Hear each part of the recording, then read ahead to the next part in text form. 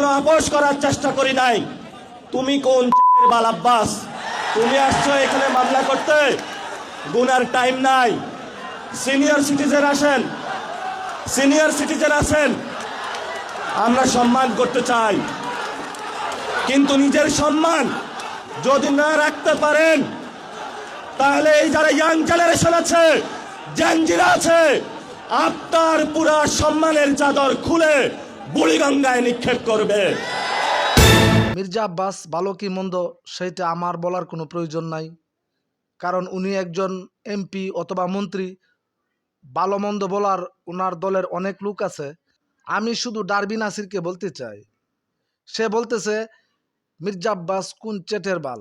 আচ্ছা ভাই, তার তো মাথায় একটা টুপি আছে, থুতায় খুসা খুসা দাঁড়িয়ে আছে, মুখে রোজা আছে কিনা সেটা আমি জানি না, তবে মাথার টুপিটা সে খুলে হতেই কথাটা বলতে পারতো, কারণ মাথার টুপিটা হয়েছে নবীর সুন্নত, মুখের দাড়িটা হয়েছে নবীর সুন্নত।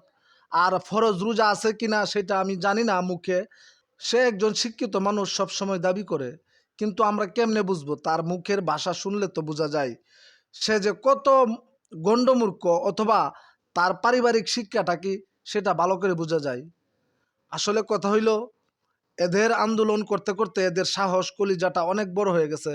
এখন এমপি মন্ত্রী যারা আছে তাদেরকে হুমকি দুমকি দেয়, তাদের সাথে কথা বললেই তারা দুইটা কথা বলে। এক নম্বরে বলে তোমাদের গদি থাকবে না, দুই নম্বরে বলে তোমাদের বাড়ির ইট কুলে নিয়ে আসবো। আরে ভাই, গদি থাকবে না কারণ কি? আর তোমরা যে বাড়ির ইট কুলে নিয়ে আসবা, তোমরা কি রাজমিস্ত্রি নাকি? তোমরা হইছো এই দেশের একটা হঠাৎ নেতা। আমার মনে হয় যে দুইটা কথা বইলা মানুষকে ওনারা ভয় দেখায়, সেই দুইটা কথাকে মির্জা আব্বাস সাহেবের দলের মানুষে খুব ভয় পায়। কারণ এরা প্রথমেই বলে যে আমরা গদি লড়াই দিতে জানি, আর না হয় আমরা বাড়ির ইট কুলে নিয়ে আসতে জানি। কারণ এরা তো দুইটা কাজ আগে করছে। সোশ্যাল মিডিয়ার মাধ্যমে আমরা সব সময় দেখি তারা অশৃঙ্খল অশালীন ভাষা ছাড়া কোনো কথাই বলে না।